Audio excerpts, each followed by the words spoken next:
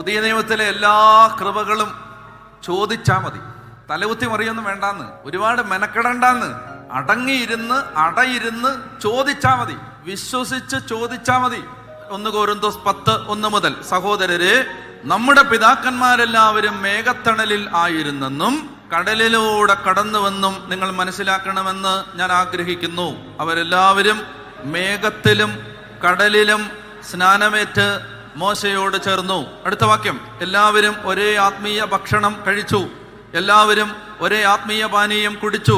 തങ്ങളെ അനുഗമിച്ച ആത്മീയ ശിലയിൽ നിന്നാണ് അവർ പാനം ചെയ്തത്. ആ ആത്മീയ ശില ക്രിസ്തുവാണ്. മനസ്സിലായോ? ശ്രദ്ധിച്ചു കേൾക്കണം. അതായത് ജനം വെള്ളം കുടിച്ച ഈ പാറ ആരുടെ പ്രതീകം, ആരുടെ അടയാളം, ആരുടെ നിഴൽ? ആരുടെ നിഴൽ? യേശുവിന്റെ.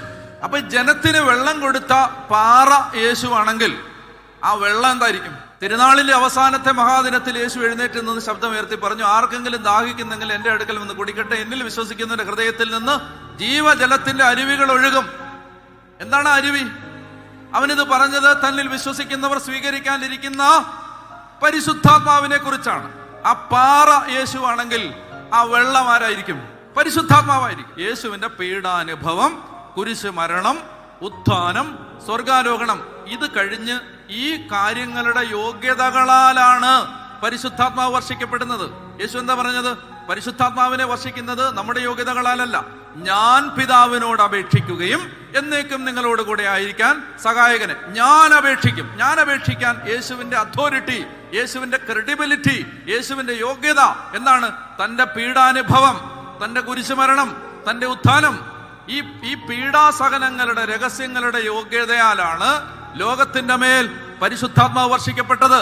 അപ്പോൾ അങ്ങനെ തന്റെ പീഡാനുഭവങ്ങളുടെ യോഗ്യതയാൽ വർഷിക്കപ്പെട്ട പരിശുദ്ധാത്മാവാണ് ഈ പാറയിൽ നിന്നൊഴുകിയ ജലം. അതിനുവേണ്ടി യേശു എന്ത് ചെയ്തു? അടിക്കപ്പെട്ടു, തകർക്കപ്പെട്ടു, കുരിശിലേറ്റപ്പെട്ടു, കൊല്ലപ്പെട്ടു. എത്ര തവണ? ഒരു തവണ. രണ്ടാമതൊരിക്കൽ കൂടി. ഇനി പരിശുദ്ധാത്മാവിനെ നാം സ്വീകരിക്കുന്നതിന് വീണ്ടും ഒരിക്കൽ കൂടി ഹെറോദിന്റെ കൊട്ടാരമുറ്റത്തേക്കും പീലാത്തോസിന്റെ പ്രത്തോറിയത്തിന്റെ മുറ്റത്തേക്കും യേശുവിനെ വലിച്ചിഴക്കേണ്ടതില്ല.